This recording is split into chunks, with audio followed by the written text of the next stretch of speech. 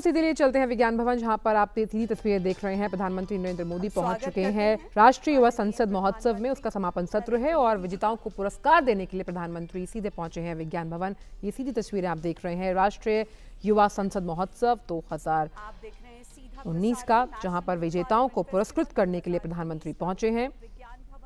18 से 25 वर्ष की उम्र के युवाओं को सार्वजनिक मुद्दों के साथ जुड़ने और आम आदमी के विचार समझने के लिए प्रेरित किया गया। ये सीधी तस्वीरें आप देख रहे हैं विज्ञान भवन से।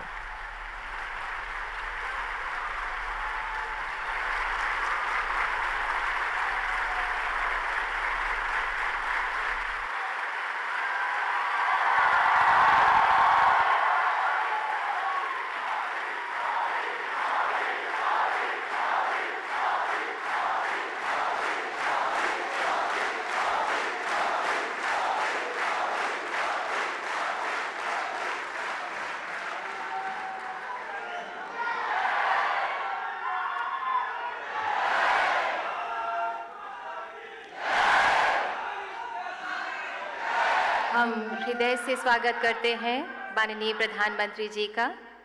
सशक्त भारत, स्वाभिमानी भारत के प्रतीक माननीय प्रधानमंत्री जी का हम सब हृदय से अभिनंदन करते हैं। मंच पर स्वागत है माननीय युवा मामले तथा खेल, सूचना एवं प्रसारण राज्य मंत्री स्वतंत्र प्रभार कर्नल राज्यवर्धन सिंह राठौर का।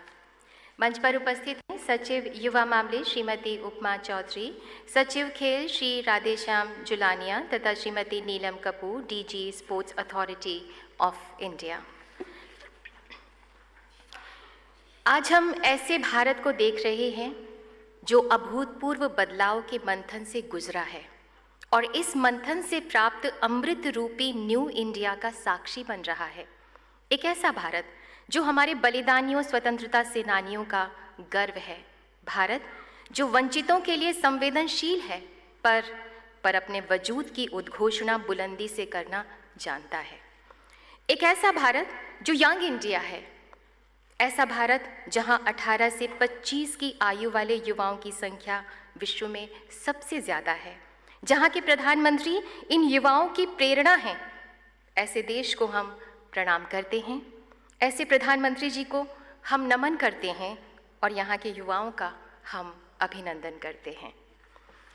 2022 के नए भारत की नई इबारत में अब युवाओं के विचार विकास का नया आधार बनेंगे।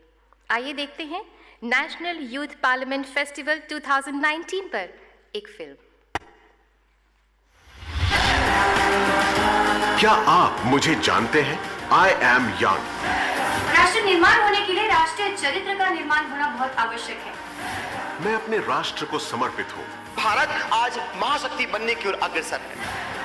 मैं नई सोच हूँ, नया दृष्टिकोण हूँ। 11 में से 7 लोकसभाएं जो भंग की गई, उसका एक मुख्य कारण था कोalition गवर्नमेंट। मैं एक विचार हूँ। I can find solutions and contribute to policy. Minimum bureaucracy और मैक्सिमम सिविल सोसाइटी का इंक्लूजन होना चाहिए।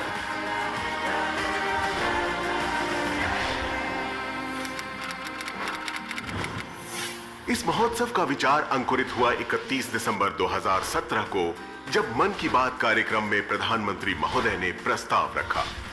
क्या हम एक मॉक पार्लियामेंट आयोजित कर सकते हैं जहां ये 18 से 25 वर्ष के युवा मिल बैठ करके न्यू इंडिया पर मंथन करें, योजनाएं बनाएं। प्रधानमंत्री के आह्वान पर हम आए हैं to be heard and to make a difference. How and why have we stooped down to level so low that we seek procrastination at the cost of our nation? इस महोत्सव में ज्यादा से ज्यादा युवा भाग लें, इसलिए प्रतिभागी का किसी एजुकेशनल इंस्टीट्यूशन से होना अनिवार्य नहीं। रजिस्ट्रेशन के लिए वॉक इन के साथ साथ डिजिटल प्रोसेस भी अपनाया गया। कहीं से भी युवाओं ने अपना वीडियो रिकॉर्ड किया, यूट्यूब पे अपलोड किया और बन गए युवा संसद का हिस्सा।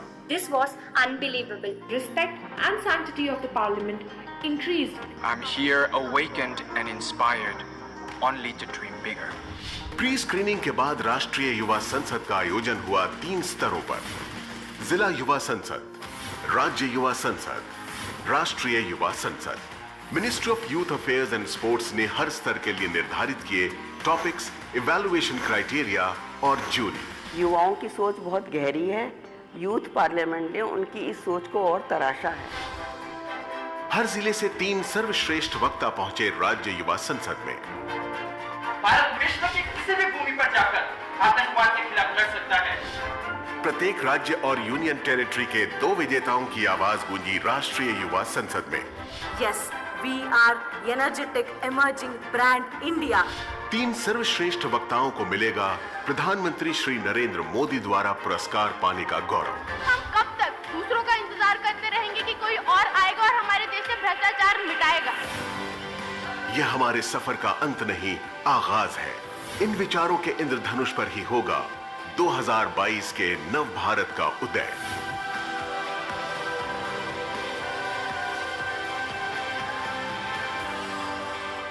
जिस देश के पास 800 मिलियन, करीब 65% जनसंख्या 35 साल से कम उम्र की हो, वो देश जवान है, जवानी की ऊर्जा है, जवानी के सपने हैं, वो देश पीछे कैसे रह सकता है?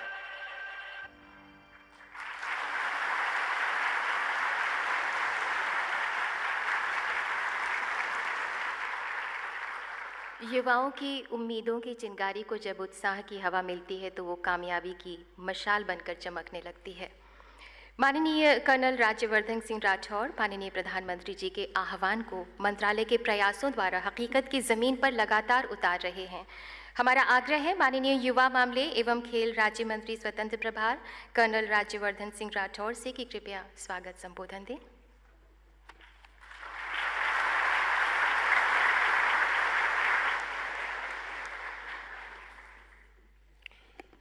विश्व के सर्वश्रेष्ठ लीडर्स में से एक, भारत के जन जन के हृदय सम्राट, युवाओं के आइकॉन माननीय प्रधानमंत्री मोदी जी, यहां पे उपस्थित secretary sports Shri Radheshyam Julaniya ji, secretary youth affairs Mrs Upma Chaudhary ji, DG sports authority of India Mrs Neelam Kapoor, यहां पे उपस्थित jury Mrs Roopa Ganguly ji, mister Parvesh Verma, members of parliament, doctor A K Dubey, miss Smita Prakash ji, mister Prafulla Ketkar साहब, स्पोर्ट्स और युवा मंत्रालय के अधिकारीगण, मीडिया और देश के कोने कोने से आए हर जिले का यहां प्रतिनिधित्व करते हुए मेरे युवा साथियों, आप सबका बहुत बहुत स्वागत है।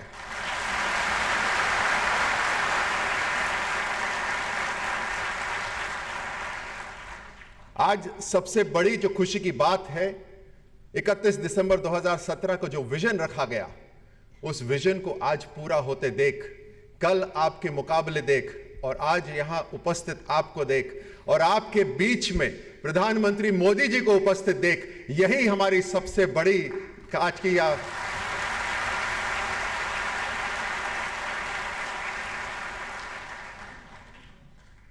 माननीय प्रधानमंत्री जी ने हमें प्रेरित करा हर बार नए आयाम पाने के लिए, नए स्टैंडर्ड्स रखे, एक भारत श्रेष्ठ भारत का सपना रखा, अलग अलग राज्यों को एक दूसरे से मिलाना, एक दूसरे को समझना, एक दूसरे का सम्मान करना, एक नया रेवोल्यूशन खेलो इंडिया को आपने जन्म दिया।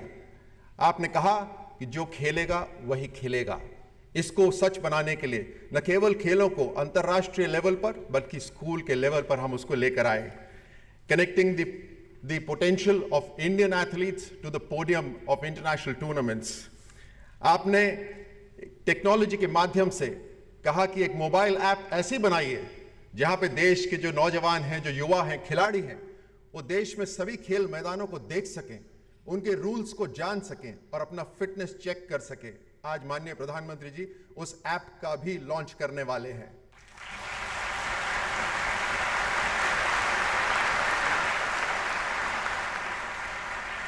मुझे याद है कीनिया में माननीय प्रधानमंत्री जी से यह प्रश्न पूछा किसी ने, उन्हें श्रेय दिया खेलों में जो प्रदर्शन हो रहा है उसका। माननीय प्रधानमंत्री जी ने कहा कि पदक खिलाड़ी जीतते हैं, वे दौड़ते हैं, प्रधानमंत्री नहीं। लेकिन माननीय प्रधानमंत्री जी, आपने खेल के उस सिस्टम को दौड़ा दिया जो आज तक खिलाड़ियों के लिए दौड़ता नहीं था।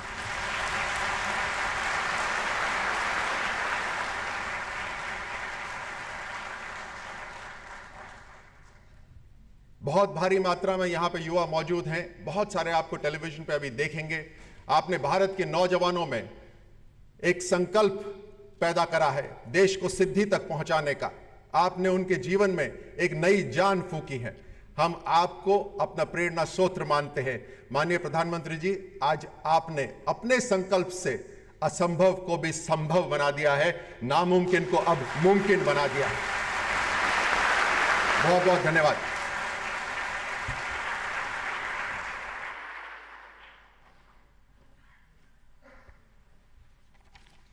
धन्यवाद माननीय।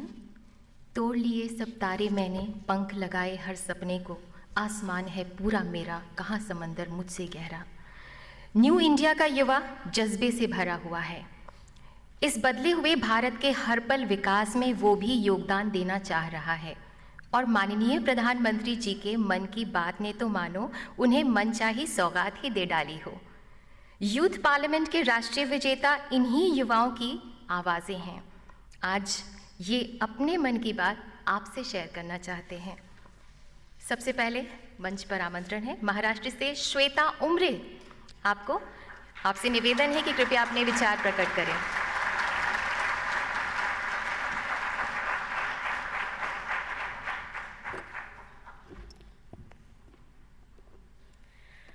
मैं उस देश की नागरिक हूँ जहाँ छत्रपति शिवाजी महाराज और सम्राट अशोक जैसा राजा था।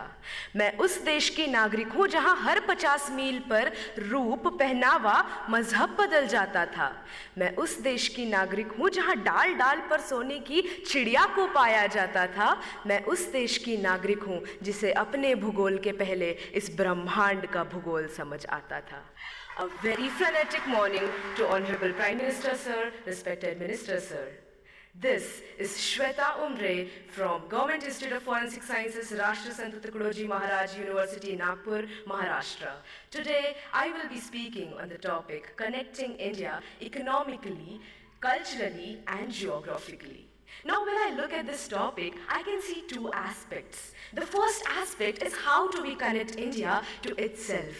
The second aspect is how do we connect India to other countries globally. So when I talk about the first aspect, I really feel that India is already a connected nation.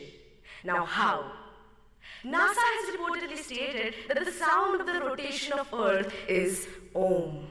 And we have been worshipping Om, we have been worshipping landscapes, rivers, lakes since ages now, which states that our culture is born out of the geography of our country. Moving ahead to how culture is connected to the economy. When I talk on this, how can I not talk about the heritage tourism that we have, about Char Dham, about Golden Temple, about Haji Ali Dargah, about the beautiful churches of Goa. This heritage tourism generates revenue for our nation, and this revenue helps us build a better, a stronger economy. And that we have a stronger economy now, it is possible for us to reach to the portions of the country that are in the most remote areas. And this would lead to not only literate individuals, but educated individuals. And educated individuals of this nation would arise and develop a better and stronger culture, would arise and take care of the geography of their nation. And when this would happen, our India would arise. Talking of geography, when I see that people who drink water in Bengal, it comes from the Himalayas. The people who experience rainfalls in Mumbai are the clouds that are coming from Gujarat. And we have the second largest network of roads in the world, thanks to the 3% taxpayers of this country. Ahead, I would like to state how India is getting connected to other countries globally. India has always been rich in cultivable land, rich in heritage, and rich is amongst all of you beautiful youth people of this country. This is the reason why countries like superpowers want to come to us and invest on our land. This does not only bring pride and respect to my country, it also generates a very strong economical relationship with countries that are more developed than ours.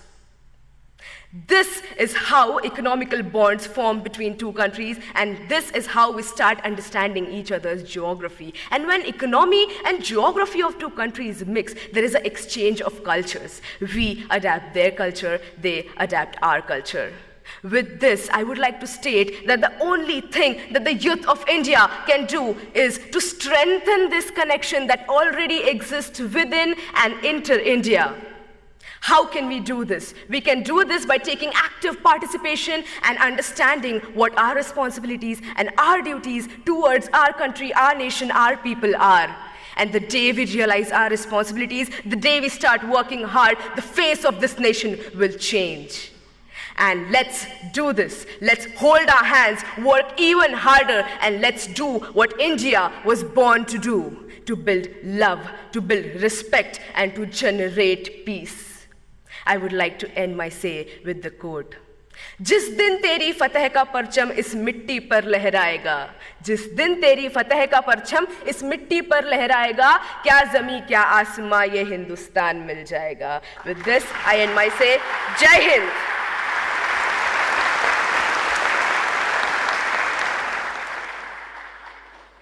Thank you Shweta. Anjanakshi जो कि कर्नाटका से हैं, मंच पर उन्हें आमंत्रण है कि वे भी कुछ कहें, अपने उद्गार व्यक्त करें.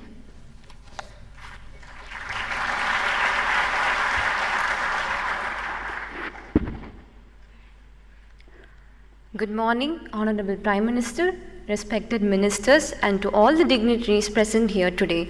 I, Anjanakshi, stand before you to talk on the topic connecting India geographically, economically, and culturally. Bharat is a unique country in many ways, including its geography. Its location is such that it is situated in the heart of the world, that is, the Hridayasthana. Hridayam can be split as Hra plus Da plus Yam. Hra meaning Harati, that is to root out the bad things. Da meaning Dadati, to give it back as good. And Yam meaning Yati, that is to revolve. This is how the heart functions in our body and keeps it as one. This is how Bharat functioned in the past. It took in everything and gave back all the good to the world, and the world revolved around Bharat, and this is how we should function in the future also. Bharat is a country that is already geographically connected, and we can make this connection stronger by laying down roads and connecting the various ports through programs like Sagarmala and the Golden Quadrilateral. And also, the population could be more connected by assuring the population that wherever you go in this part of the country, you will have equal access to all the facilities and still be treated as the children of this country. The population, what an amazing and dynamic population Bharat has. Any country with good population will be empowered with a good human resource. That is why the population of our country is the pride of our nation, and that is why the population should be cultured. What is culture? Culture or Sanskriti is something that is born from within, which is why it has got to do nothing with caste, creed, or religion.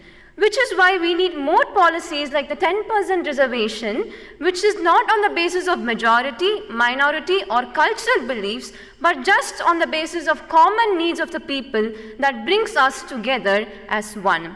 So when the population is one and when a Sanskriti is established, it leads to a good economy.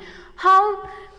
The biggest problem that Bharat is facing now is the economic disparity in terms of GDP in different states, which again arises because of the different geography and culture of each state.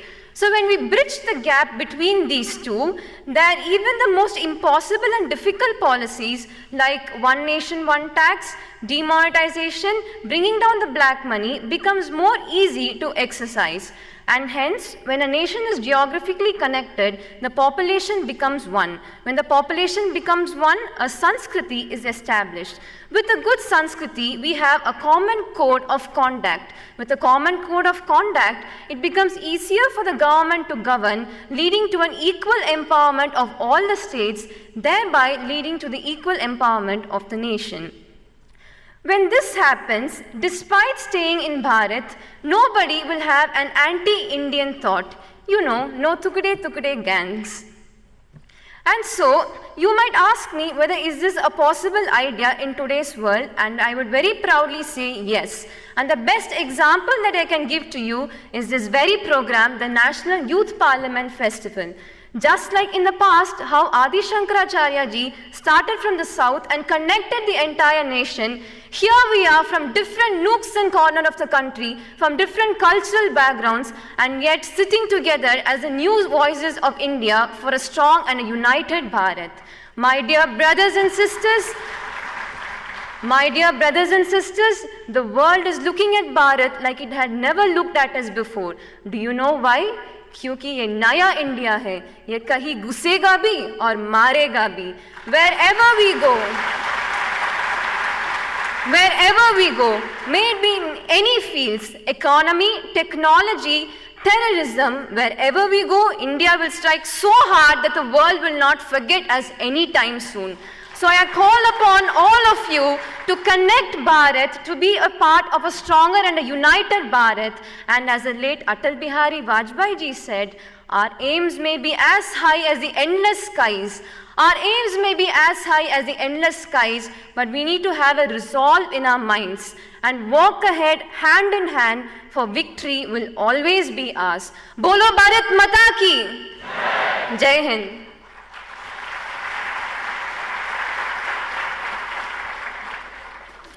Thank you Anjanakshi. Bihar से हमारे बीच है ममता. ममता, आपसे भी आग्रह है कि आप भी अपने मन की बात कहें.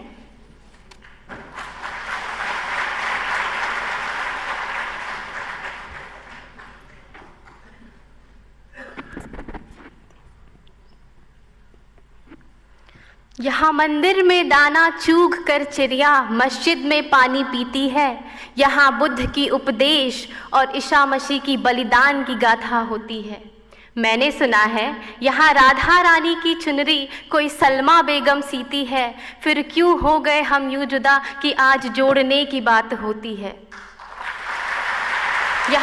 यहाँ आसाम की चाय हो या दक्षिण के मसाले विदेशियों को आकर्षित करती है, तो हिमालय में स्थित वैष्णो देवी में चढ़ाए नारियल की पूर्ति केरल और तमिल जैसे राज्य से होती है. फिर क्यों हो गए हम यूं जुदा जुदा कि आज जोड़ने की बात होती है, जोड़ने की बात होती है.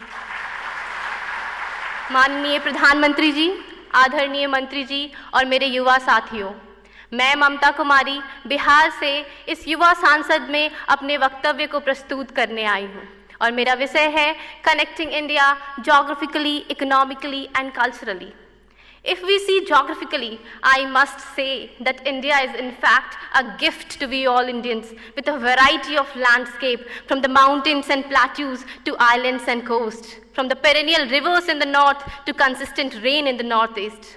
But somewhere we are still facing the problems of floods, droughts, poverty and hunger. This is where we need geographical connect to the region which is high in production, to the region where people die of hunger, to the state which can promote tourism, to the state which can offer investment. Economically, where India has always been a land of resources, where the north use it as a farming sector, to the south is growing as an economic hub. Where we have humans as a big economic resource. These human minds must get connected across the India to avail the resources, to avail the opportunities which is still untouched. Culturally, where India enjoys an amazing variety of language, religion, belief and faith system, there we also see that people fight to prove their culture above all. But ladies and gentlemen, in praise of diversity, let's not forget our similarity and remind the preamble, we the people of India. Along with connecting India geographically, economically and culturally, I must say that psychological connection must also be encouraged. Not only at the times of disasters and attacks, but also when India is at peace to use the full potential of the resources. I am proud that our Prime Minister has launched lots of schemes which focuses on inclusive growth by connecting India, be it Sagarmala, Bharatmala, GST or Digital India. His Man Ki Baat initiative, which was the foundation of this program, or Pariksha Pe Charcha initiative, which connect the students' mind to release the pressure before exam, was a phenomenal step. But since I'm here to provide solutions, I would add that more interstate programs and national programs must be encouraged, not only on debates, but on learning and respecting each other, dance, music, culture and sports.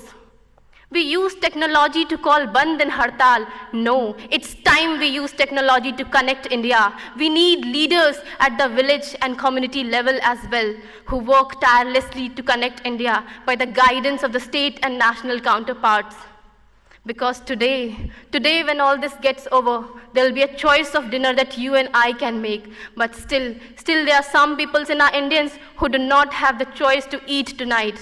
It's high time that we connect and stand united till the time we feel geographically loved, economically interdependent, and culturally trusted. I repeat, till the time we feel geographically loved, economically interdependent, and culturally trusted. Thank you.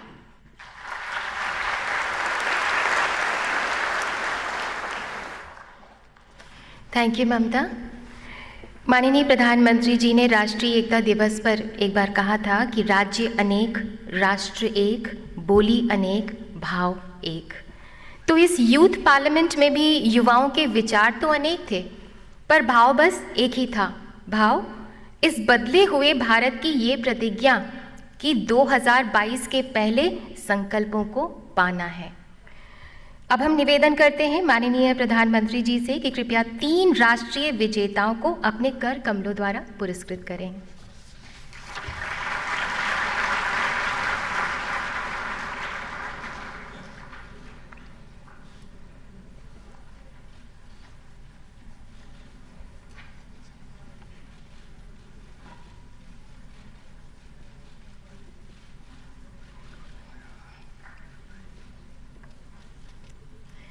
प्रथम पुरस्कार प्राप्त किया है महाराष्ट्र की श्वेता उमरे ने। इन्हें मिल रहा है 2 लाख रुपए का पुरस्कार।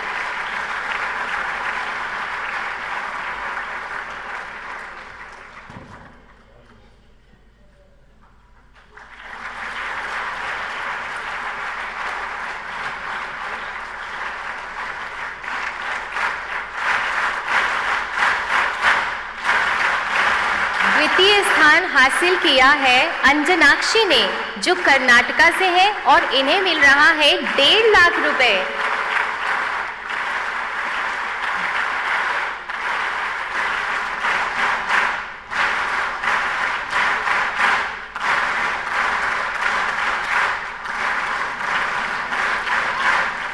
तीसरा स्थान रहा ममता का, जो कि बिहार से हैं, और इन्हें दिया जा रहा है 1 लाख रुपए।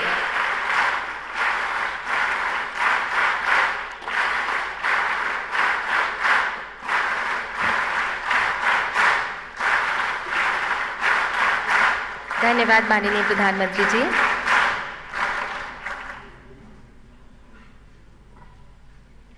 बहुत बहुत धन्यवाद माननीय प्रधानमंत्री जी।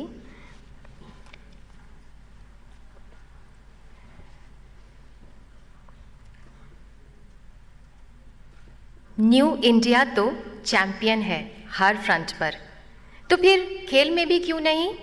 माननीय प्रधानमंत्री जी की अद्भुत सोच से अब हमारा देश खिलाड़ियों का खजाना होगा और न्यू इंडिया बनेगा ग्लोबल स्पोर्ट्स पावर हाउस। कैसे, आइए देखते हैं ये फिल्म।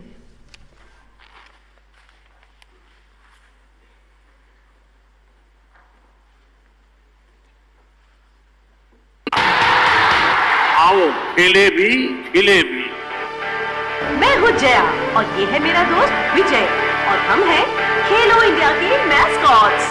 प्रधानमंत्री जी के विजन से प्रेरित होकर हम लाए हैं खेलो इंडिया मोबाइल ऐप। ये एक रेवोल्यूशनरी स्पोर्ट्स ऐप है जिसके मेन सेक्शन आपको देंगे आपके शहर के खेल ग्राउंड्स की जानकारी, खेलों के विशेष नियम और मोबाइल पे आसानी से फिटनेस चेक करने जैसे फीचर्स। इस ऐप का सबसे यूनिक फीचर है फिटनेस सेक्शन। इससे हम सबका फिटनेस लेवल जान सकते हैं, खासकर बच्चों का, जिससे उनका टैलेंट रिकॉग्नाइज होगा और प्रतिभाशाली बच्चों को चुनकर छोटी उम्र से ही विश्व स्तरीय ट्रेनिंग दी जा सकती है ताकि वो आगे चलकर अच्छे खिलाड़ी बने। फास्ट, फिट, फ्लेक्सिबल और फुर्तीले बच्चे जब ट्रेन होकर मुकाबला करेंगे तब इंडिया को मिलेंगे उसके फ्यूचर चैंपियंस। दुनिया में अपनी तरह के इस यूनिक ऐप को डेवलप किया है स्पोर्ट्स और टेक्नोलॉजी के टॉप एक्सपर्ट्स ने। और आने वाले समय में इसमें कई नए फीचर्स ऐड होंगे, जैसे क्राउड सोर्सिंग से प्ले फील्ड अपडेट्स, खेल टिप्स के वीडियोस और बहुत कुछ। तो आज ही खेलो इंडिया मोबाइल ऐप को डाउनलोड कीजिए और बनाइए इंडिया को एक स्पोर्ट्स सुपर पावर।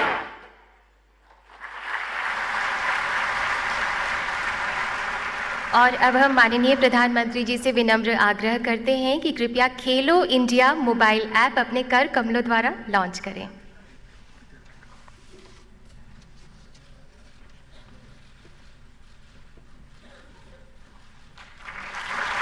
और ये देखिए, इस ऐप के खास फीचर्स आप देख सकते हैं। खेल के नियम, खेल के मैदान, सुविधाएं, फिटनेस की जानकारी, सब कुछ आपकी हथेली पर। और ये ऐप हम आपको बता दें कि सभी मोबाइल पर आप पा सकते हैं। ये माननीय प्रधानमंत्री जी का सपना सच करेगा ये ऐप। और अब ये ऐप भारत की जनता के लिए उपलब्ध है। यहाँ ढूंढो, वहाँ ढूंढो, घर में भी या बाहर ढूंढो, खेलते होंगे कहीं वो, अरे इंडिया के नए चैंपियन ढूंढो। फुटबॉल में, कबड्डी में, निक्कर में या चड्डी में, हॉकी में या क्रिकेट में, रेस में या पीटी में, मम्मी भी और पापा भी, टीचर भी और मामा भी, अंकल आंटी बच्चा पार्टी ढूंढेंगे अब चैंपियंस भी। कैसे खेले, कहाँ खेले, चाहे गुरु हो या चेले, कितने फिट हो यहाँ देखो, रूल सारे यहाँ सीखो। कितना तेज दौड़ देखो, कितना दूर कूद देखो, खेलते होंगे कहीं वो, अरे चलो अगले चैंपियन ढूंढो। खेले भी खिले भी। खेलो इंडिया ऐप के साथ आप भी ढूंढ सकते हैं अगले चैंपियंस। तो कोई फोन न रह जाए जिसमें ये ऐप ना हो, ताकि कोई चैंपियंस ना रह जाए जो डिस्कवर ना हो। अरे चलो अगले चैंपियन ढूंढो। खेलो इंडिया ऐप, चलो चैंपियंस ढूंढे। धन्यवाद माननीय। देश सेवा का व्रत लिए माननीय प्रधानमंत्री जी कर्तव्य पथ पर निरंतर बढ़ रहे हैं। जन गण के मन की नई आशा है माननीय प्रधानमंत्री जी। 125 करोड़ का भरोसा और गर्व है माननीय प्रधानमंत्री जी। सालों पहले स्वामी विवेकानंद ने युवाओं का आह्वान किया था देश निर्माण में भागीदार बनने के लिए, और आज माननीय प्रधानमंत्री जी देश के पुनर्निर्माण में युवाओं के ऊर्जावान विचारों और क्षमताओं में सूरज का तेज देख रहे हैं, और इसी तेज से गढ़ना चाहते हैं माननीय प्रधानमंत्री जी न्यू इंडिया के नए लक्ष्यों को। हमारी उम्मीदों का भारत बनाने वाले माननीय प्रधानमंत्री जी से हम सबका अनुरोध है कि कृपया हमें प्रेरणा दें, हमारा मार्गदर्शन करें।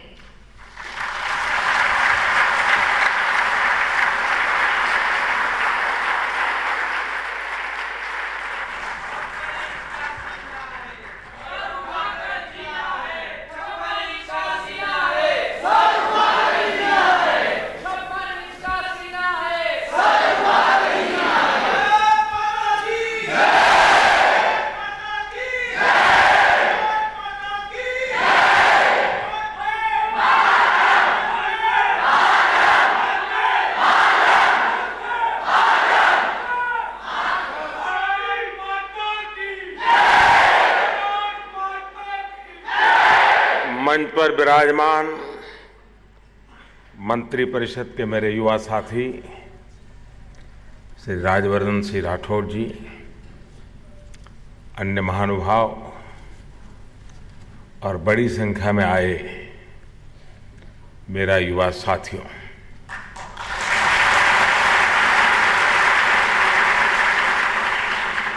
मेरे सामने न्यू इंडिया की नई तस्वीर मैं देख रहा हूं।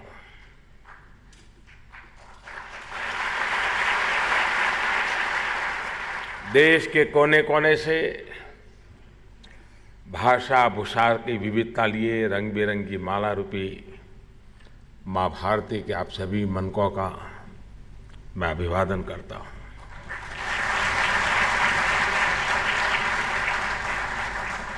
तकनीक के माध्यम से हमारे साथ देश भर से जुड़े एनसीसी, एनएसएस,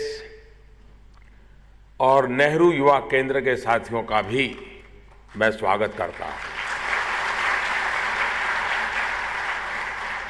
साथियों, आप जैसे ऊर्जावान और जोश से भरे साथियों से मैं जब भी मिलता हूं, चर्चा करता हूं, तो आपकी ये ऊर्जा, आपका ये जोश मेरे भीतर भी मैं अनुभव करता हूं।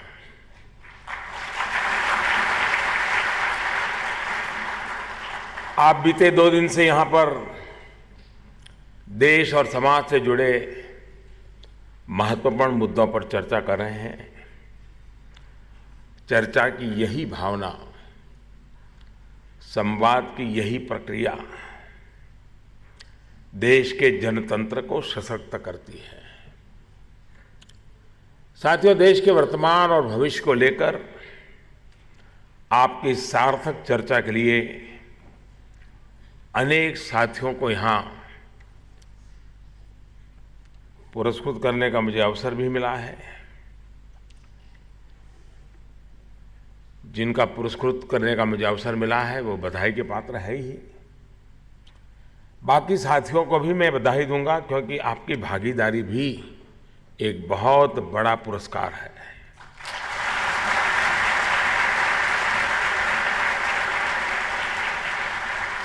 साथियों, इन विचारों को लोकतंत्र, देश और समाज के विमर्श से जोड़ने की हमेशा मेरी कोशिश रही है। नेशनल यूथ पार्लियामेंट इसी कोशिश का एक हिस्सा है। मैंने एक बार मन की बात कार्यक्रम के में बात करते समय इसी एक प्रकार की भावना को मैंने प्रकट किया था, और मुझे खुशी है कि इसको सफलता के साथ मूर्त रूप दिया गया है। लेकिन मेरा इसमें आग्रह रहेगा, क्योंकि पहला प्रयोग था, थोड़ा बड़ा प्रयोग था।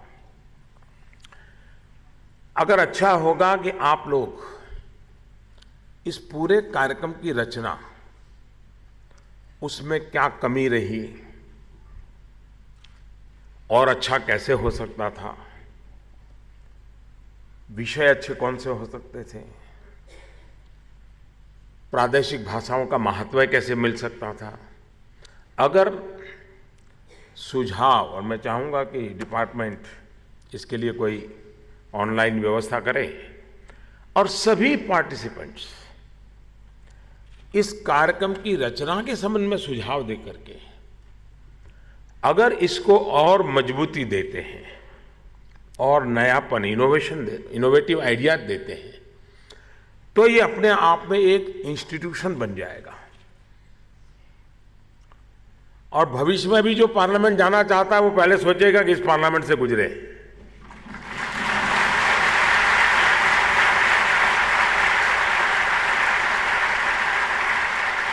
वो भी अपने प्रोफाइल में लिखेगा कि मैं यूथ पार्लियामेंट में इतनी बार हिस्सा लिया, इतनी बार मुझे बोलने का मौका मिला, इतने विषय पर बोला, इतनी बार इनाम जीत कर गया, इतनी बार पिट करके आया।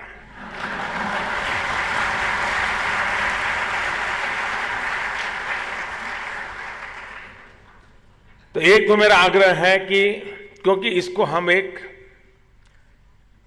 और वैसे भी जो लोग अब मुझे, क्योंकि आप लोग अगर इस प्रकार की स्पर्धा में भाग ले रहे हैं, इसका मतलब कि आप अपने सिलेबस के बाहर भी कुछ पढ़ते हैं, सिलेबस के बाहर कुछ सोचते हैं। जो सिलेबस में बंधे हुए हैं वो तो यहां नहीं आते हैं, वो वहीं टिके रहते हैं।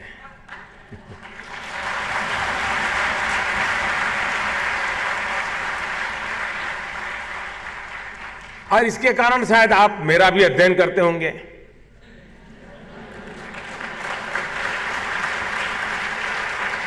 और मुझे भरोसा है कि आप वो चीज नहीं लेते होंगे जो आपको परोसी जाती होगी, आप ढूंढ करके निकालते होंगे कि सही क्या है।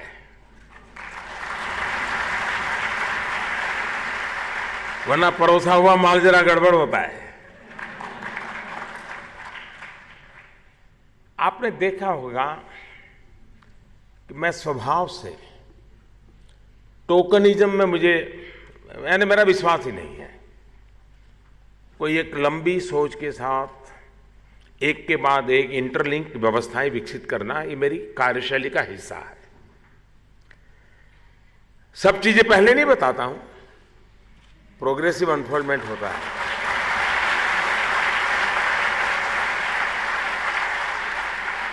धीरे धीरे खोलता हूं। मेरे मन में एक बहुत बड़ा सपना है, उसी का एक छोटा सा हिस्सा यहां शुरू हो रहा है।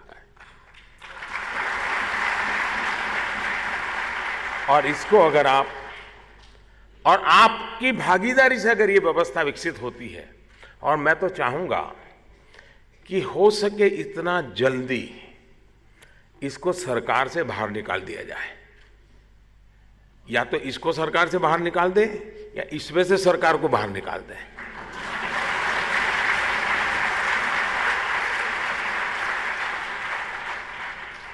विनोबा भावे कहा करते थे, असरकारी असरकारी। समझ आया? असरकारी असरकारी।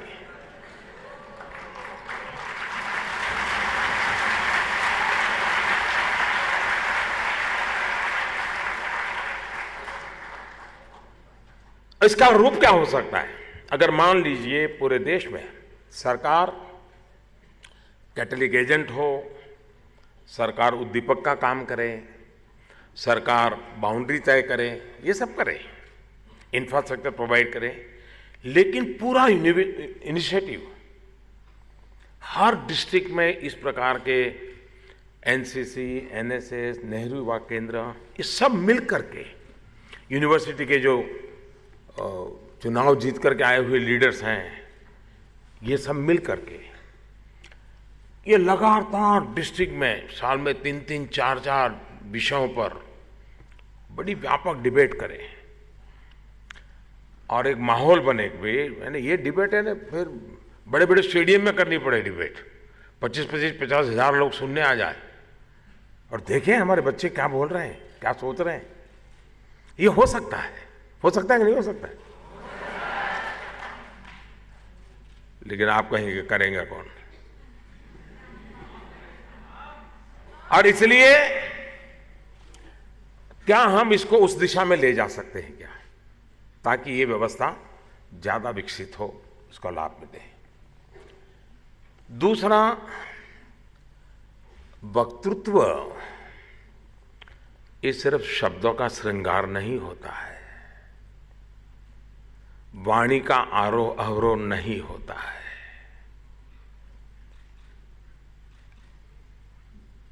हमारे मुंह से निकला हुआ शब्द सही जगह पर तीर की तरह जाना चाहिए।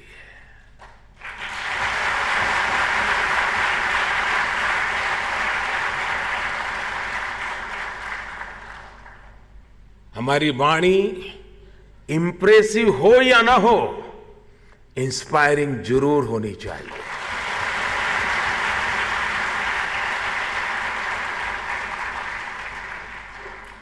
महात्मा गांधी से शायद बड़ा कम्युनिकेटर पिछली शताब्दी में तो मुश्किल है मिलना। वो कोई वक्तृत्व शैली के धनी नहीं थे और नहीं कि उनके पहनावों में कोई इंप्रेशन करने का कोई प्रयास था, नहीं उनके शरीर की रचना में भी कुछ ऐसी चीज थी। आप कल्पना कर सकते हैं ना, ऑरेटरी है, न उस प्रकार का प्रभावशाली व्यक्तित्व है, लेकिन वो कौन सी तपस्या होगी कि उनका एक शब्द, और उस जमाने में व्हाट्सएप नहीं था, दुनिया के कोने कोने में पहुंच जाता था। ये जो कम्युनिकेशन है, oratory that one thing, communication are different thing. उस कम्युनिकेशन स्किल को हम कैसे डेवलप करें? और अगर हमारे देश में गांव में, शहर में, कस्बों में अगर ऐसी युवा पीढ़ी तैयार होती है जो समाज के मुद्दों पर सही तरीके से सोच करके समाज को अपनी बात बताते हैं, तो समाज का मन बनाने में बहुत बड़ा रोल कर सकते हैं जी। और इसलिए ये अपने आप में ये प्रयोग ग्रासरूट लेवल पर एक सशक्त संरचना खड़ी करने की दिशा में हमारा नम्र प्रयास है।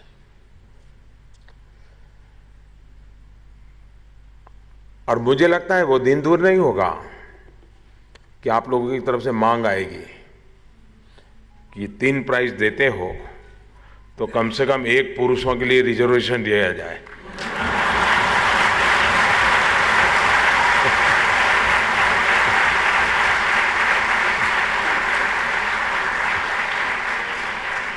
इन बेटियों को लाख लाख बधाई।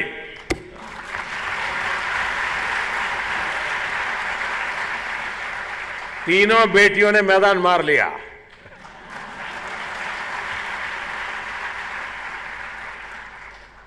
आपने देश से जुड़े हुए कई विषयों पर चर्चा की है। यहाँ 2 दिन में स्वच्छता का विषय हो, समावेशी समाज हो, फाइनेंशियल इंक्लूजन हो, किसानों की आय की बात हो, एनवायरनमेंट हो, खेल हो, ऐसे कई विषयों पर आप लोगों ने अपने अपने इस चर्चा के अंदर विचार रखे हैं। इस कार्यक्रम में कुछ ऐसे सुझाव आए हैं जिनको विस्तार देकर देश में चल रही अनेक योजनाओं को और मजबूत किया जा सकता है। और इसके लिए मेरा एक दूसरा सुझाव डिपार्टमेंट को है कि जिन लोगों ने इसमें हिस्सा लिया है उनसे उनकी स्पीच राइटिंग में मांगी जाए, ऑनलाइन वो करें, और उसमें उनको भी कहा जाए कि आपने जो बोला था, जो लिखा है, उसमें से एक उत्तम वाक्य इसमें से ढूंढ करके आप निकालो, खुद ही अपना एग्जामिनर, और ऑनलाइन बुकलेट प्रसिद्ध की जाए कि इस विषय पर देश में 400 बच्चे बोले, इस प्रकार की बातें बोली, और 4 से महत्वपूर्ण वाक्य इनके ये थे। अगर ऑनलाइन बुक निकले तो ये लोग भी तो उस बुक को देखेंगे और 400 को पढ़ेंगे, सुनेंगे। यानी ये ऑटो पायलट व्यवस्था हो जाएगी। अब मुझे बताइए, सर करने में सरकार की जरूरत पड़ेगी क्या? बिना सरकार हो जाएगा कि नहीं हो जाएगा? वो इंफ्रास्ट्रक्चर प्रोवाइड करेंगे। और हर राज्य के जो टॉप 3 है उनका ऑनलाइन वीडियो भी उसमें उपलब्ध हो, ताकि किसी को उनकी स्पीच को देखना है, सुनना है तो देख सके। एक ऐसी व्यवस्था विकसित की जाए जो अपने आप में यूथ का आकर्षण बने। और हो सकता है फिर आप जब पार्लियामेंट का एजेंडा निकले तो आप भी अपने इलाके के एमपी को मेल कर सकते हो कि देखिए इस विषय पे इन बच्चों ने कहा है, अगर आपको काम आता है तो ले लो।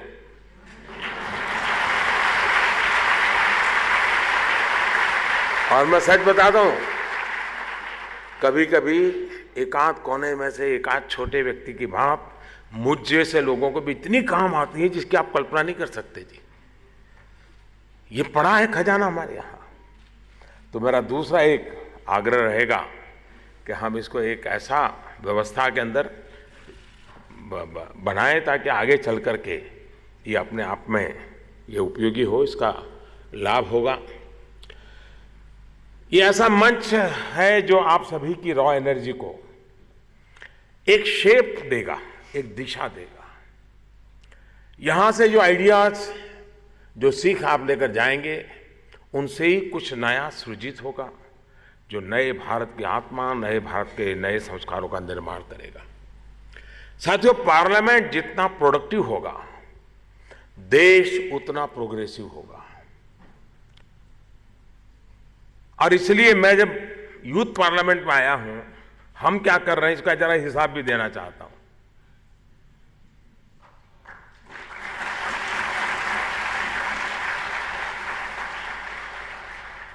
और देश को पता होना चाहिए जिन एमपीज को आप जिता करके भेजते, वो कर क्या रहा है, पार्लियामेंट क्या कर रही है, पूछना चाहिए, नौजवानों ने पूछना चाहिए। देखिए, 16वीं लोकसभा का उदाहरण देता हूं। एवरेज प्रोडक्टिविटी 85%, करीब करीब 205 बिल पास किए गए,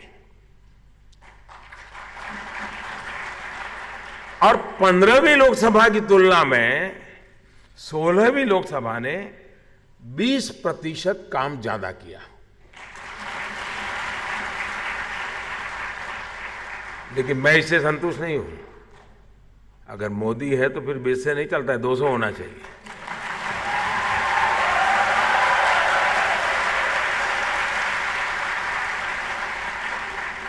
अब ये लोकसभा देश की जनता ने 30 साल के बाद एक पूर्ण बहुमत वाली सरकार चुन करके भेजा।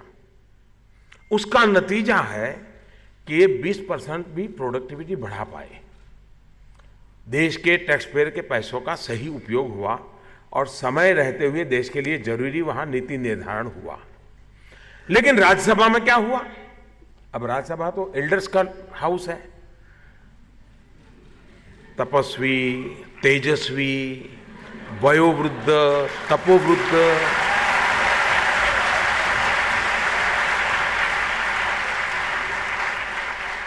वो बहुत ठंडे दिमाग से, अच्छे ढंग से ये चुन करके आए लोग है करते तो जरा उसको समझाए। ये नहीं है ना, ये हो रहा है उल्टा।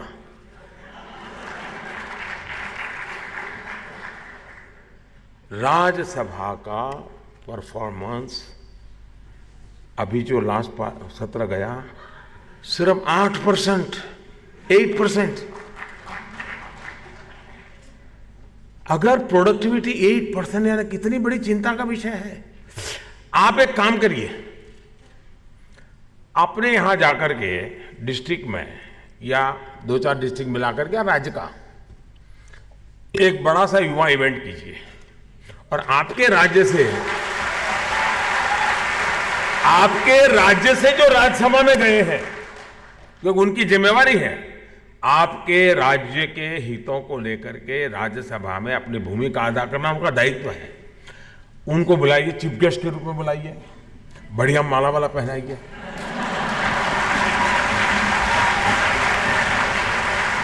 अच्छे से अच्छी शॉल उड़ाइए, बढ़िया से बढ़िया चेयर रखिए, फिर उनको रिक्वेस्ट कीजिए थोड़ा क्वेश्चन आंसर करेंगे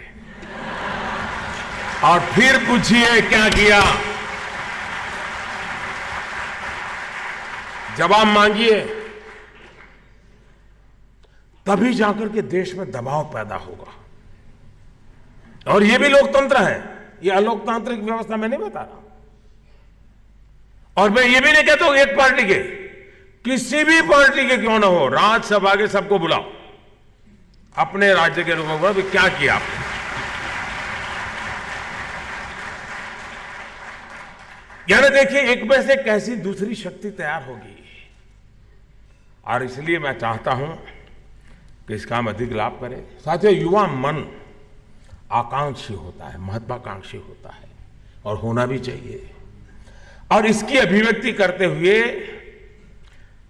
वैसे मुझे जो ये बच्चियां बढ़िया बढ़िया कविता सुना रही थी, मुझे ज्यादा वो आता नहीं है, लेकिन कभी हमने पढ़ा था तो ऐसे टूटा फूटा जो याद रहता है। और किसी शायर ने कहा था कि उसे गुमा है कि मेरी उड़ान कुछ कम है, उसे गुमा है कि मेरी उड़ान कुछ कम है, मुझे यकीन है कि ये आसमां कुछ कम है।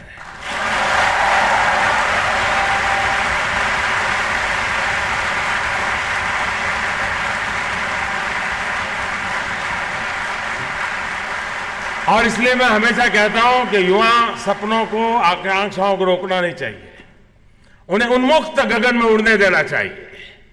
क्योंकि युवा नए आइडिया से, फ्रेशनेस से वो भरा हुआ होता है, ऊर्जा होती है, तेजस्विता होती है, शार्पनेस होती है, उस पर अतीत का बोझ नहीं होता।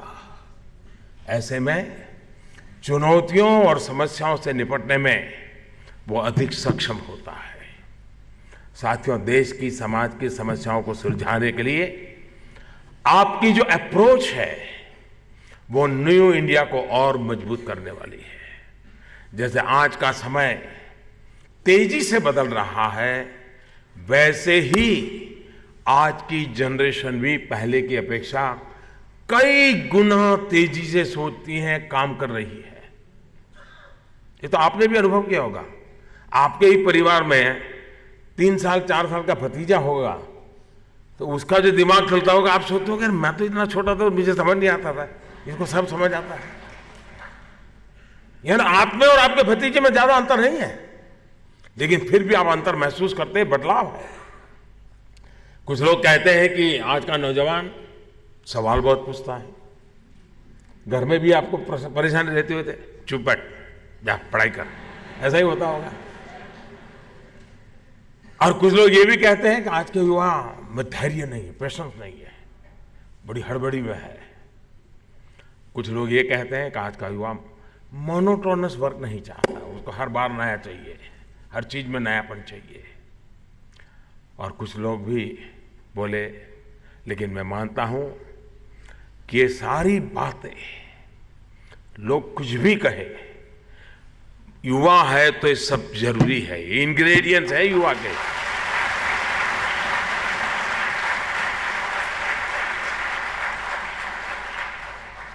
वरना उम्र बड़ी हो, दिमाग नहीं चलते लोग तो देखे हमने।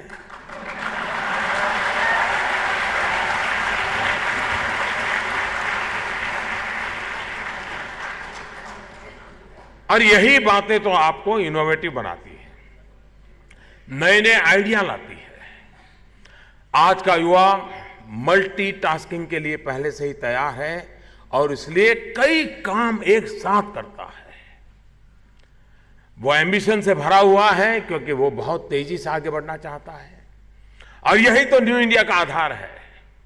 साथियों, हमारी सरकार ने देश के युवाओं को सपनों को साकार करने के लिए युवाओं में आत्मविश्वास बढ़ाने के हर संभव प्रयास किया है। हमारा यह स्पष्ट मानना है कि युवाओं को अवसर मिलने चाहिए, अवसरों को समानता मिलनी चाहिए, सामर्थ्य तो उसमें भरपूर है ही। यही कारण है कि शिक्षा और सरकारी सेवाओं में सामान्य वर्ग के गरीब युवा साथियों के लिए 10% आरक्षण का ऐतिहासिक फैसला हमारी सरकार ने किया। दूसरे वर्ग के अधिकार में छेड़छाड़ किए बिना यह काम किया गया। इतना ही नहीं, सरकार शैक्षिक संस्थानों की सीटों में 25% तक की वृद्धि भी कर रही है। साथियों, अवसरों की समानता तभी सुनिश्चित हो जाती है जब सिस्टम से परिवारवाद, भाई भतीजावाद, अपना पराया, भ्रष्टाचार सब दूर हो। और इसके लिए भी एक के बाद एक कई निर्णय लगातार किए जा रहे हैं, चाहे वो स्पोर्ट्स के क्षेत्र में ट्रेनिंग और सिलेक्शन की प्रक्रिया में पारदर्शिता लाने की बात हो, या फिर स्टार्टअप के माध्यम से युवाओं के आइडियाज को देश की ताकत बनाने की बात हो। हम एक सही दिशा में आगे बढ़ रहे हैं और इसका पूरा लाभ उठाने और भविष्य में इन कार्यों का नेतृत्व करने की जिम्मेदारी भी आप जैसे नौजवानों की है। चौथी औद्योगिक क्रांति के इन शुरुआती वर्षों में भारत तेजी के साथ आगे बढ़े, स्टार्टअप की दुनिया में, इनोवेशन की दुनिया में, गरीबी को समाप्त करने के प्रयासों में पूरे विश्व में मिसाल कायम करे, इसके लिए प्रयत्न हम सभी को मिलकर के करना है। याद रखिए, मैं जिस पीढ़ी से रहा हूं, आप जिस पीढ़ी से हैं, हम वो लोग हैं जिन्हें स्वतंत्रता के लिए मर मिटने का मौका नहीं मिला, लड़ने का मौका नहीं मिला, लेकिन हम वो लोग हैं जिन्हें देश के लिए जीने का अवसर मिला है।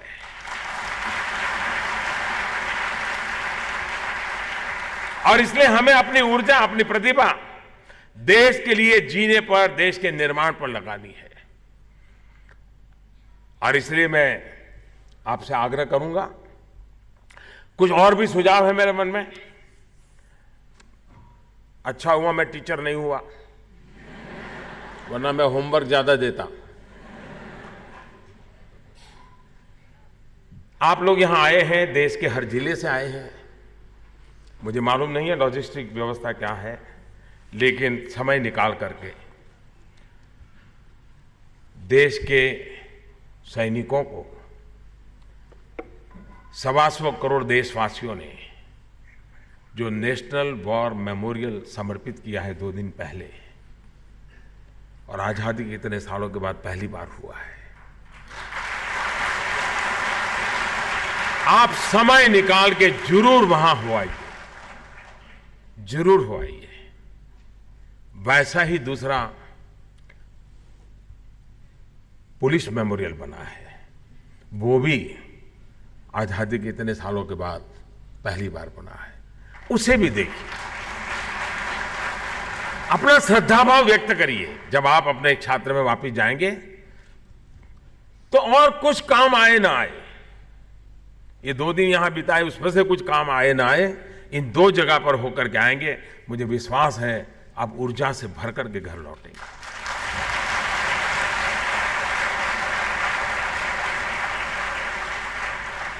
प्रेरणा से भरते हुए आप लौटेंगे, मेरा विश्वास है जी। और इसलिए साथियों, मैं आपका मुझे बताया गया कि शायद कुछ सवाल जवाब भी होने वाला है आपके साथ, तो ज़्यादा समय मुझे लेना नहीं चाहिए, लेकिन मैं एक द्वारिका प्रसाद द्विवेदी जी, उन्होंने जो 2 पंक्तियां कही थी वो भी मैं आपको कहते कि अपनी बात समाप्त करूंगा, और उसी में आपके लिए संदेश है। मेरा पूरा भाषण याद नहीं रखोगे तो चलेगा। इतने ऊंचे उठो कि, इतने ऊंचे उठो कि जितना उठा गगन है, इतने ऊंचे उठो कि जितना उठा गगन है, इतने मौलिक बनो कि जितना स्वयं सृजन है। दोस्तों, मेरी इन सारे सपनों के लिए आपको शुभकामनाएं हैं, और मुझे बताया गया कुछ लोग पूछने वाले हैं। माननीय, पूरे देश भर से युवा यहाँ पर आए हुए हैं और बहुत सारे सवाल हमारे पास इनकी तरफ से आए भी हुए हैं। इनमें से माननीय कुछ सवाल हम ले रहे हैं। यहाँ पर दिल्ली से शशांक गुप्ता हैं जो कुछ पूछना चाह रहे हैं। शशांक, खड़े हो जाएं। नमस्कार माननीय प्रधानमंत्री जी, मेरा नाम शशांक गुप्ता है, मैं दिल्ली का निवासी हूँ।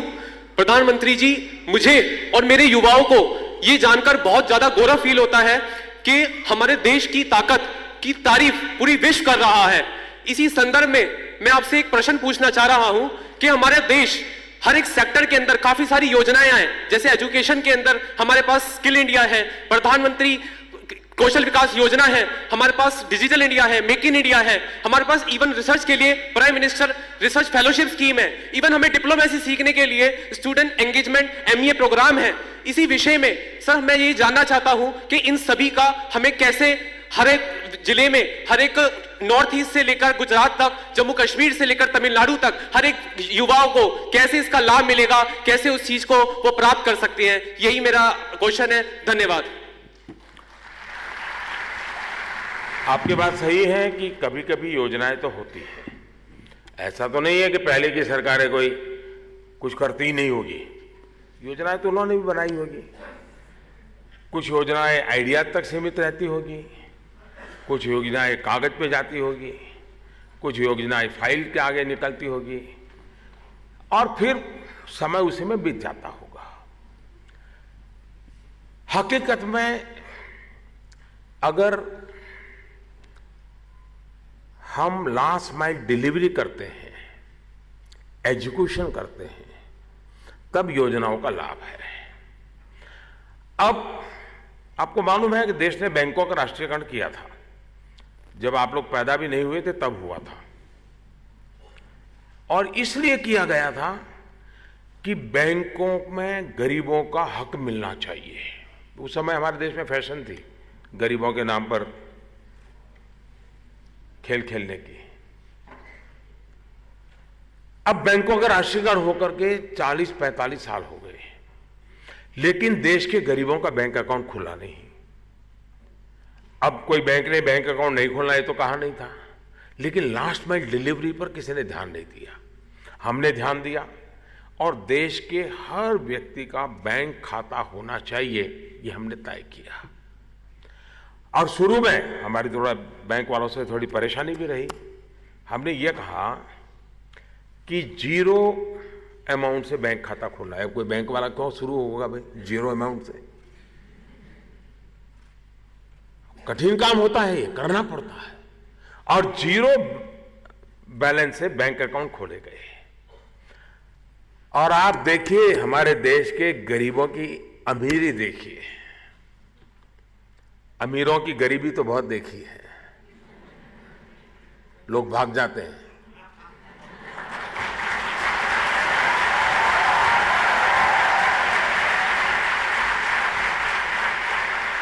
और गरीबों की अमीरी देखिए, 0 बैलेंस से बैंक अकाउंट खोलना था, लेकिन इन गरीब परिवारों ने बैंक का अकाउंट का उपयोग करते हुए सेविंग की दिशा में गए और आज करीब करीब 1 लाख करोड़ रुपया उन्होंने सेविंग किया है बैंक अकाउंट में।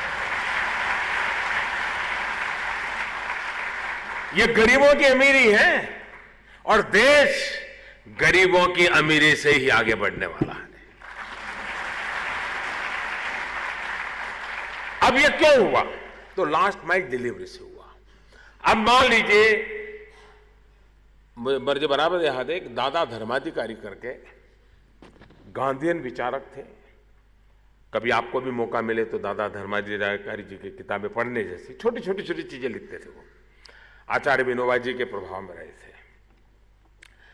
उन्होंने एक जगह पे लिखा है कि मेरे बोले परिचित परिवार के किसी ने भेजा कि भाई बच्चा बड़ा हो गया है, अब तो ग्रेजुएट भी हो गया है, लेकिन कहीं रोजी रोटी नहीं मिलती है, कुछ व्यवस्था कीजिए। तो मेरे पास बोले आया, तो मैंने उसको पूछा तुझे क्या आता है? तो उसने कहा मैं ग्रेजुएट हूं। हाँ बोले ग्रेजुएट हो, लेकिन आता क्या है तुझे? नहीं बोले मैं ग्रेजुएट हूं। हाँ भाई ग्रेजुएट हो, लेकिन तुझे आता क्या है? कहना मैं ग्रेजुएट हूं, मैं 3 साल कॉलेज जाके आया। अरे उन्होंने कहा भाई तुम्हें ड्राइविंग आता है क्या? तो बोले नहीं आता है। खाना पकाना आता है क्या? बोले नहीं आता है। टाइपिंग करना आता है? बोले नहीं आता है। तो तुझे आता क्या है? दादा धर्माधिकारी ने बड़े सटीक तरीके से इस बात का वर्णन किया है। हमारा जो कौशल विकास का प्रयास है उसके पीछे है कि परमात्मा ने हमें हाथ दिया है, हुनर की जरूरत होती है, स्किल की जरूरत होती है। और जो स्किल डेवलपमेंट मिशन है उसकी एक ताकत है कि इंसान कभी भूखा नहीं मर सकता जी। वो अपने पैरों पर खड़ा हो सकता है, आत्मविश्वास उसका बढ़ जाता है। तो हम देश भर में इस नेटवर्क को खड़ा कर रहे हैं। अब आपने देखा होगा कि स्टार्टअप्स, पहला एक जमाना था कि बड़े बाबू के बेटों को मिलो तो वो कहेगा कि मैं भी बाबू बनना चाहता हूं। आजकल मैं देखता हूं मेरे जो अफसर हैं उनको पूछता हूं कि बेटा क्या करता है? बोले साहब वो तो सरकार में आना नहीं चाहता, वो तो स्टार्टअप करना चाहता है। यानी स्टार्टअप एक इनोवेशन, कुछ नया करना। और सरकार ने मुद्रा योजना बनाई है। इस मुद्रा योजना से बिना बैंक गारंटी देश का कोई भी व्यक्ति बैंक से पैसा ले सकता है जी। और इस सरकार ने लाखों करोड़ों रुपया ऐसे नौजवानों पे भरोसा करके दिया है। और 4 करोड़ लोग ऐसे हैं जो पहली बार बैंक से पैसा लिया है। उन्होंने अपने पैरों पर खड़ा करना होना तय कर लिया और खुद तो हो गया, साथ में 1-2 लोगों को और रोजगार दे रहा है। कहने का तात्पर्य यह है कि ये जो हम योजनाएं बना रहे हैं लास्ट माइल डिलीवरी पर बल देकर के कर रहे हैं। और मुझे विश्वास है कि इन योजनाओं की तरफ अब आप कॉमन सर्विस सेंटर में जाएंगे जो करीब देश में 2.5 लाख गांवों में है। वहां पर सरकार की 400 से ज्यादा योजनाओं का लाभ आप ऑनलाइन जानकारी लेकर के उसका फायदा उठा सकते हैं। आप नौजवान भी अपने इलाके में बता सकते हैं कि देखो भाई कॉमन सर्विस सेंटर में एप्लीकेशन फॉर्म है, कहां जाना क्या जाना, ये सारा गाइडेंस है और डिजिटली अवेलेबल है। उसको हमने समझा दिया तो उसको पहुंच सकता है। कभी सबसे बड़ी बात क्या हुई, हमने देशवासियों पर भरोसा करना तय किया है। एक सोच थी सबको चोर मानना, क्योंकि खुद में अंदर चोर बैठा था और ये सबको चोर मानना। मैंने कहा ऐसा नहीं जी, कुछ लोग होंगे गलत रास्ते पर, लेकिन अधिकतम लोग ईमानदार होते हैं, ईमानदारी के रास्ते पर चलने के लिए जीते हैं, ऐसे लोग होते हैं।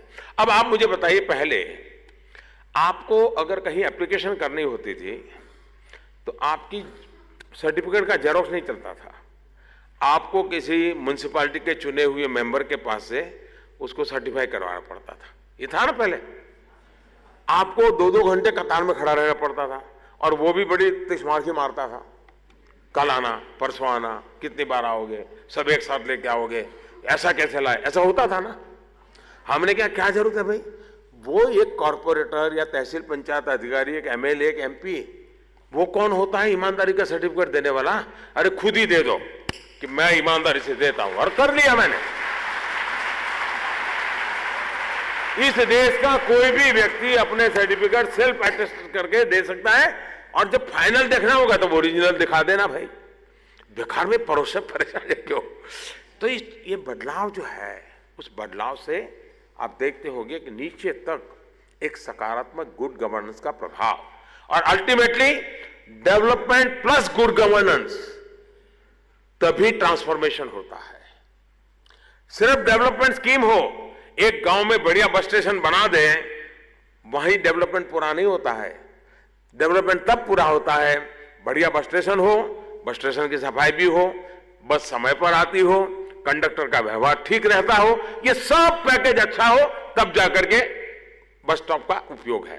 तो हमारी कोशिश ये है कि इंटरलिंक, ऑल आउट एक बदलाव महसूस हो। अब स्वच्छ भारत, अब मुझे बताइए, क्या टॉयलेट के कार्यक्रम पहले नहीं चलते थे क्या? लेकिन आप आधा अधूरा काम करोगे तो नहीं चलेगा। हमने तय किया एक बार इस समस्या से मुक्त होना है, निकल पड़ो। देश में 9 करोड़ टॉयलेट बन गई थी।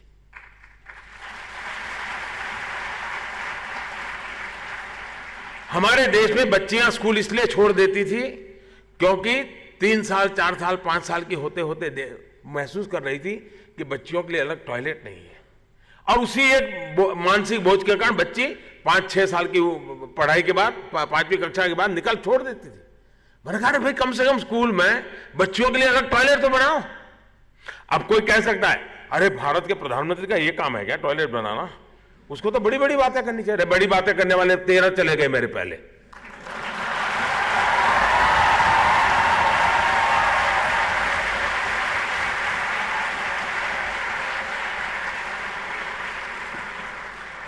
और कोई?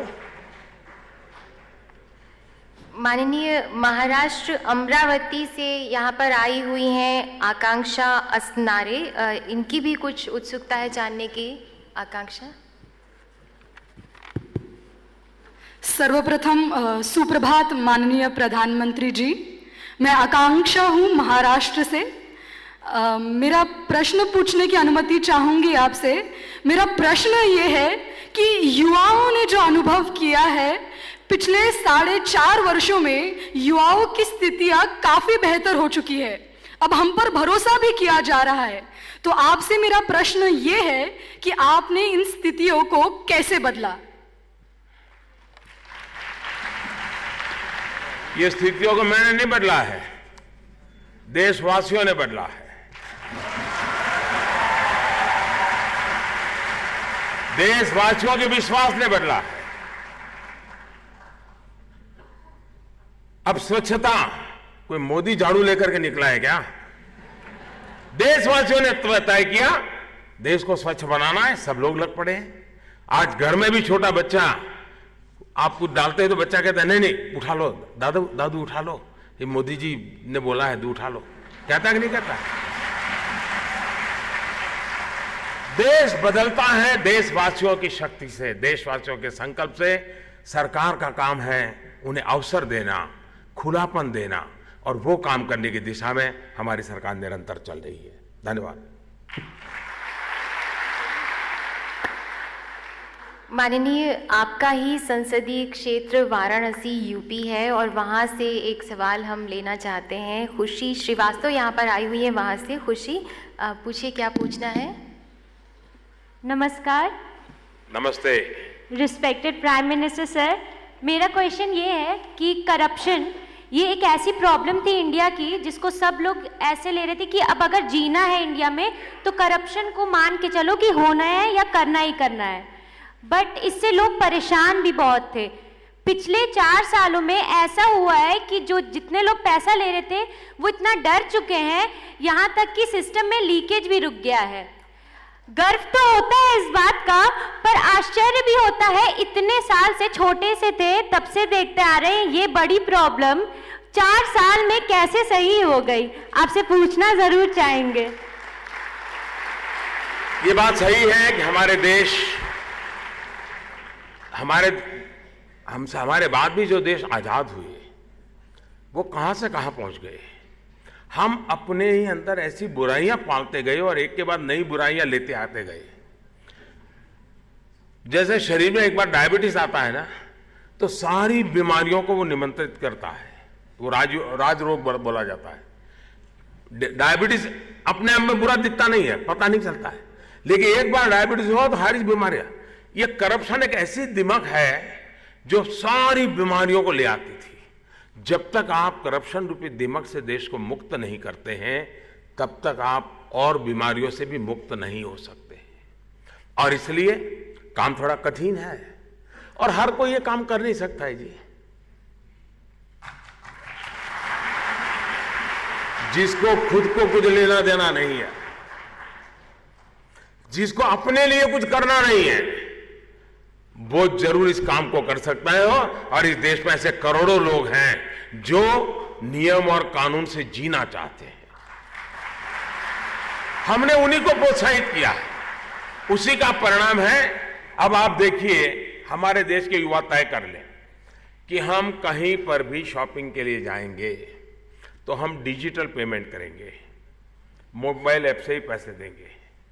मुझे बताइए साहब, अकाउंट से चलना शुरू हो जाएगा नहीं जाएगा? कोई गलत लेगा तो पकड़ा जाएगा नहीं पकड़ा जाएगा? अगर वो व्यवस्था ठीक हो गई तो कुछ भी बुरा होगा क्या? यानी हम भी अगर कंट्रीब्यूट करना शुरू करें, और आज हुआ है, आप पहले की तुलना में डबल संख्या, 70 साल में इनकम टैक्स देने वालों की संख्या डबल हो गई। ये ईमानदारी का रास्ता नहीं आया तो क्या है? तो ये संभव है और आप लोगों के साथ सहयोग से जरूर संभव होगा। माननीय, साउथ से भी हम एक सवाल लेना चाहते हैं। कर्नाटका के तुमकुर से आए श्री रक्षित यहाँ पर मौजूद हैं, कुछ आपसे पूछना चाह रहे हैं। प्रधानमंत्री जी, पहले से प्रणाम कर रहा हूँ। मैं एक वचन समर्पित कर रहा हूँ आपके लिए।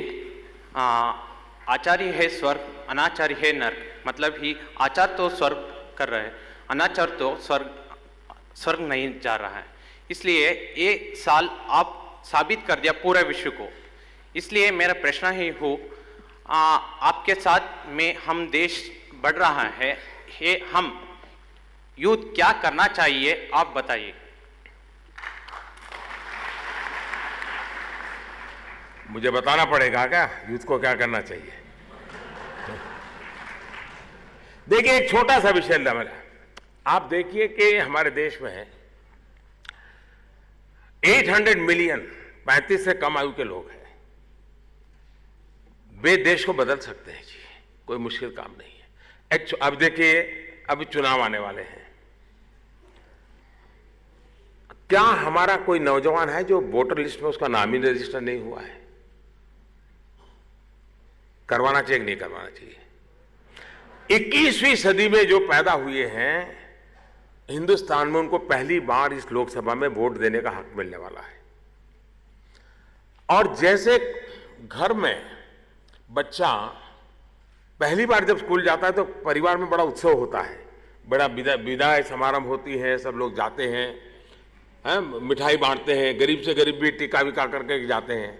मेरा मत है जो पहली बार मतदाता बनता है ना, उसका उत्सव मनाना चाहिए। युवकों ने सब दूर भाई हम पहली बार मतदाता बन रहे हैं, बड़े समारोह करने चाहिए, क्योंकि वो देश के एक निर्णायक पोजीशन पे आ गया है, वो देश का फैसला करने का हकदार बन गया है। अगर हम ऐसे कुछ चीजों को करें, डिजिटल इंडिया, हम चारों तरफ लोगों को प्रेरित करें कि भाई हम कैश करेंसी से बाहर निकल करके डिजिटल करेंसी के द्वारा पेमेंट करने की आदत डालें, बहुत काम हो सकता है। तो सेवा करने के लिए, समाज में बदलाव करने के लिए बहुत सी चीजें होती हैं, मैं समझता हूं हमें करना चाहिए। धन्यवाद। माननीय, ये आखिरी सवाल था, अपनी तरफ से आप कुछ प्रेरणा देना चाहते हैं हम सबको? जी चलिए, आप सबका बहुत बहुत धन्यवाद, थैंक यू। बहुत बहुत धन्यवाद माननीय प्रधानमंत्री जी।